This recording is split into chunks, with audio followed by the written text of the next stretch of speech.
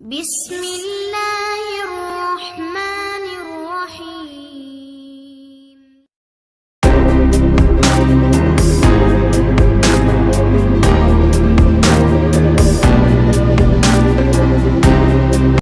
बेटा 14 चैप्टर के objective discuss करने से पहले मैं ये दो टेबल जो है वो पहले आपको बता दूं, फिर हम इसकी ऑब्जेक्टिव जो है वो डिस्कस करेंगे। तो ये टेबल ऑलरेडी आपने फर्स्ट ईयर में भी पढ़ा हुआ है, 10th में भी पढ़ा है। ये टेबल जो है, इस टेबल को जनरेट करने का जो वो मेथड बता देता हूँ कि ये साइन की पहली वैल्यू होती है 0।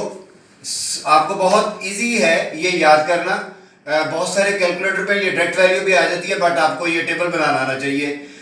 साइन की पहली वैल्यू 0 और लास्ट वैल्यू जो है वो 1 लिख लें।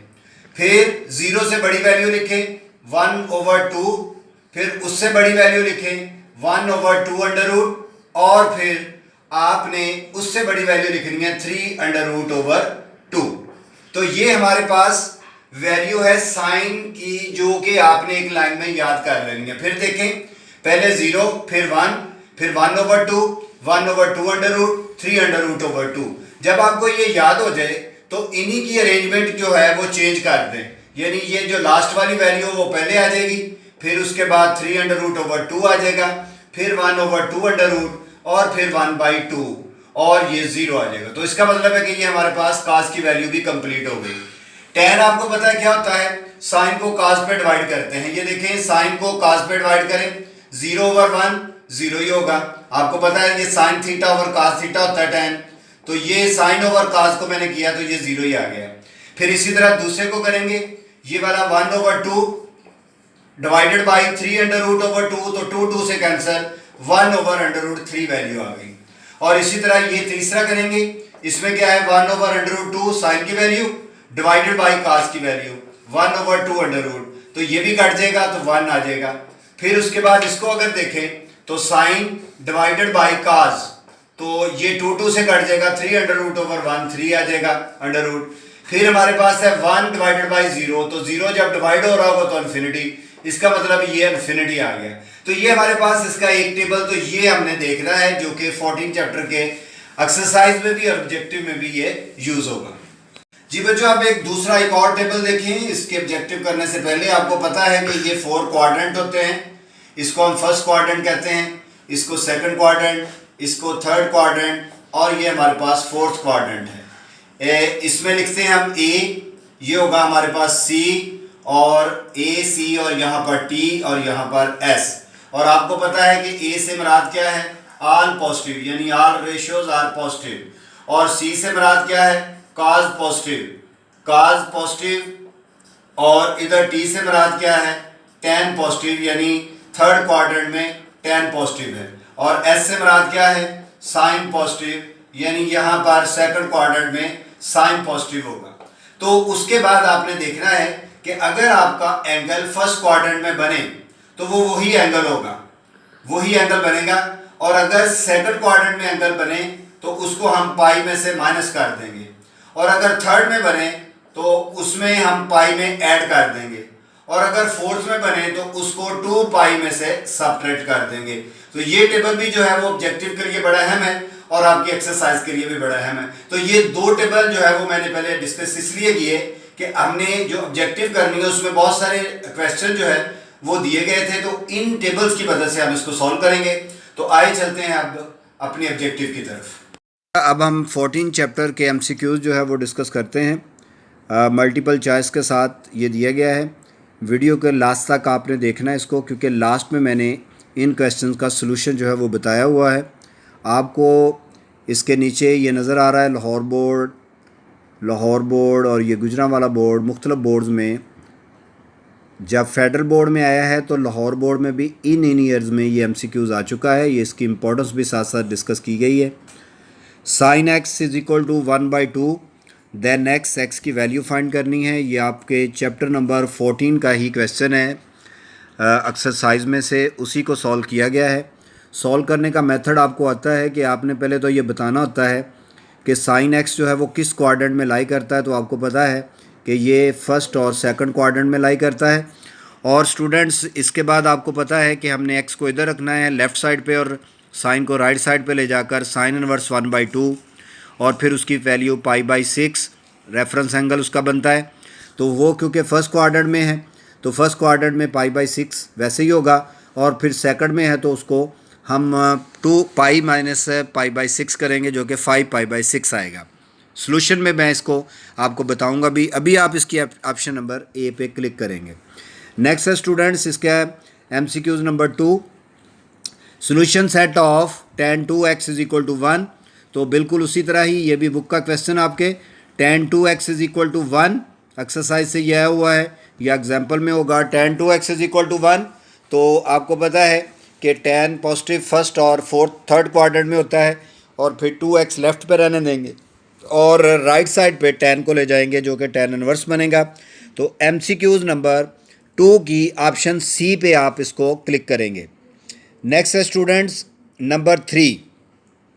नंबर 3 में देखें solution set of equation sin x is equal to 0, 0 के इक्वल है तो फिर आपने सॉल्यूशन सेट बताना है। जब भी बेटा सॉल्यूशन सेट की बात होगी एक तो उसको सॉल्यूशन सेट में लिखना होता है, फिर जो भी आपका रेफरेंस एंगल आता है उसको आपने अपनी इक्वेशन में पुट करके देखना है।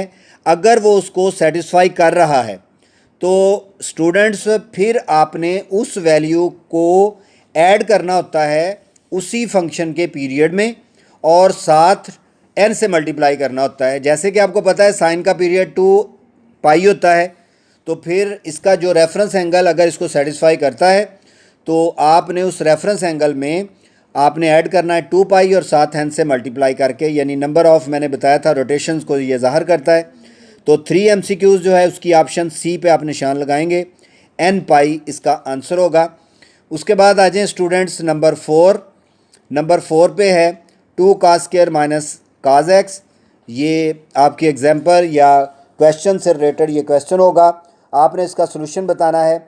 आपको पता है कि cos² को हम कन्वर्ट करेंगे पहले 1 माइनस sin² में, फिर उसकी एक क्वाड्रेटिक इक्वेशन बनाएंगे और फिर आप सोल्यूशन इसका तलाश करेंगे। तो अभी आप सोल्यूशन लास्ट में देखिएगा।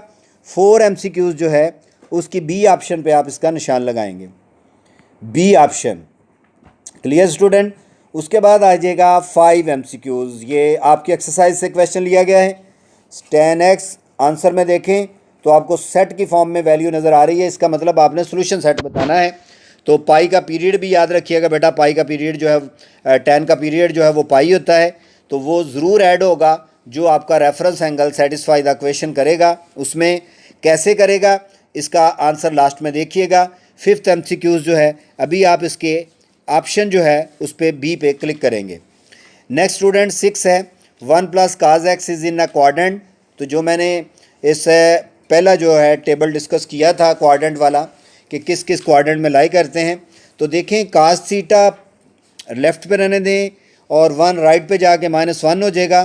तो cos की वैल्यू नेगेटिव जो है वो आपको पता है कि सेकंड और थर्ड क्वाड्रेंट में होती है, तो इसमें सेकंड और थर्ड क्वाड्रेंट का जिक्र नहीं है, तो डी ऑप्शन पे जो है वो आप इसको क्लिक करेंगे। नेक्स्ट है स्टूडेंट 7 MCQs नंबर 7 देखें तो 7 MCQs में 1 + cos x is equal to 0 और आपने x की वैल्यू बतानी है। तो अगर आपको ये एक वैसे तो दो आंसर आने हैं, लेकिन अगर एक आंसर आ रहा है तो आपको पता होना चाहिए कि अगर सेम आ जाए तो एक ही आंसर कंसिडर होता है, और अगर दो डिफरेंट हों तो फिर उनको देखा जाता है। तो ये हमारे पास है 1 + cos x, उसी तरह सॉल्व करेंगे तो डेफिनेटली सॉल्व करने के बाद दो जो आंसर आएंगे वो पाई के होंगे, तो हम एक ही कंसिडर करेंगे, यानी फिर ए ऑप्शन इसकी होगी। अब आ जाएँ 8 में वो कह रहा है जी कि बताएं कि कौन सा क्वाड्रेंट में है। सॉल्व नहीं करना बल्कि क्वाड्रेंट बताना है। तो सेकंड आपको पता है क्या लिखते हैं 1/cos, रेसिप्रोकल लेंगे तो cos 1/-2 हो जाएगा राइट पे, बट cos की वैल्यू नेगेटिव है, तो नेगेटिव cos किस में होता है, सेकंड और थर्ड क्वाड्रेंट में। तो स्टूडेंट बी ऑप्शन आपको नज़र आ रही है, क्वाड्रेंट में इसमें बात की गई थी। उसके बाद आंसर यानी 9 में आंसर दे दिया गया है, सॉल्यूशन सेट का आंसर दे दिया गया है, और नीचे A B C D में से बताना है कि इसका क्वेश्चन कौन सा था जिसका ये आंसर है, यानी ये सॉल्यूशन सेट जो है। तो सॉल्यूशन सेट में आपने ये देखना है कि इसमें पीरियड ऐड होगा, तो सॉल्व करने का मेथड लास्ट में मौजूद है। 9 MCQs जो है बेटा आप उसकी ऑप्शन नंबर ए पे क्लिक करेंगे। नेक्स्ट स्टूडेंट्स हमारे पास है an equation containing trigonometric function. कोई भी इक्वेशन ऐसी जिसमें एक ट्रिग्नोमेट्रिक फंक्शंस आ जाए, वो बेटा हमारे पास ट्रिग्नोमेट्रिक इक्वेशन बन जाती है। तो ना तो एक्सपोनेंशियल कहलाएगी, ना अलजेब्रिक कहलाएगी, ना रेडिकल इक्वेशन, बल्कि ट्रिग्नोमेट्रिक इक्वेशन। डी ऑप्शन पे निशान लगाएंगे। नेक्स्ट है स्टूडेंट इसके 11 MCQs। उसमें काज x minus 3/2 the reference angle of cause x is. Reference angle आपको पता है काज नेगेटिव जो है वो किस किस क्वाड्रेंट में होगा, एक तो होगा सेकंड में और थर्ड में। उसी तरह इसको सॉल्व करके आपने 11 MCQs का जो आंसर है उस पर क्लिक करना है, जो कि सी ऑप्शन बन रही है। रेफरेंस एंगल लाइज इन, हमेशा रेफरेंस एंगल फर्स्ट क्वाड्रेंट में लाई करता है। 13 जो है इफ़ वन सोल्यूशन, कोई एक सोल्यूशन बताना है आपने, आपको पता है इसके दो सोल्यूशन आने हैं, तो दो सोल्यूशन में से किसी एक का आंसर इसके आपके ऑप्शन से टैली करेगा। तो 13 MCQs की डी ऑप्शन जो है वो उस पर आप क्लिक करेंगे। नेक्स्ट है रेफरेंस एंगल, आपने बताना है tan थीटा -1। तो बेटा थीटा इधर रहने दे, tan को राइट साइड पे लेकर tan इनवर्स -1। तो आपको पता है tan इनवर्स -1 -π/4 होगा। तो रेफरेंस एंगल क्योंकि फर्स्ट क्वाड्रेंट में तो फर्स्ट में ऑल पॉजिटिव, तो π/4 यानी ये ऑप्शन बनेगी। नेक्स्ट फिर सोल्यूशन आपने इक्वेशन का बताना है, तो काज x इज इक्वल टू 1 करके सॉल्व करेंगे आप। और 15 MCQs जो है उसकी ऑप्शन पे अभी आप क्लिक करेंगे, सॉल्यूशन आपको लास्ट में मिल जाएगा। बी ऑप्शन होगी 15 की, बी ऑप्शन पे क्लिक करेंगे 0 और 2 पाई के। नेक्स्ट है स्टूडेंट इक्वेशन काज स्क्वायर x 3/4 है सोल्यूशन। इसके कितने सोल्यूशन होंगे, 1, B 2, इनफाइनाइट और D 4। तो बेटा ये इसका जो सोल्यूशन होगा वो इनफाइनाइट होंगे, इसके आंसर इनफाइनाइट तक पहुँचेंगे, डी सी ऑप्शन होगी। उसके बाद आ जाएगा 17 काज x 1/2। अच्छा ये मैं एक बात बता दूं आपको कि इनफाइनाइट क्यों होंगे, याद रखिएगा इनफाइनाइट सोल्यूशन जो है वो पीरियोडिसिटी की वजह से बनते हैं। आपको पता है पीरियोडिसिटी हमने पढ़ा हुआ है 11 चैप्टर में कि पीरियोडिक फंक्शंस वो होता है जिसमें एंगल हम चेंज करते रहते हैं बट उसका आंसर चेंज नहीं होता। इसलिए आप जितने मर्जी एंगल लगा दें हमारे पास आंसर में कोई फ़र्क नहीं पड़ेगा, जिसकी वजह से ये इनफाइनाइट आंसर देता है। 17 MCQs देखें, आपने सोल्यूशन बताना है। सिंपल क्वेश्चन आपके चैप्टर से रिलेटेड, 14 चैप्टर से क्वेश्चन से रिलेटेड है। तो 17 MCQs जो है उसकी आप बी ऑप्शन पे आप क्लिक करेंगे। नेक्स्ट है हमारे पास which of the following is true, कौन सा ट्रू है इसमें से आंसर। सीकेंड को आप 1/cos करके सॉल्व करेंगे, फिर आप 18 को देखेंगे कि इसमें आंसर कौन सा करेक्ट है, बी ऑप्शन पे क्लिक करें।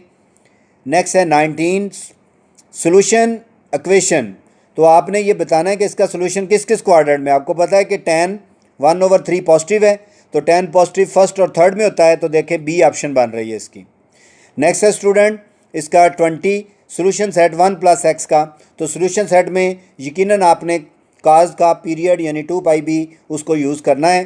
तो कैसे सॉल्व करेंगे ये आप इसके लास्ट में देखिएगा सोल्यूशन में। 20 MCQs बी ऑप्शन पर निशान लगाएंगे।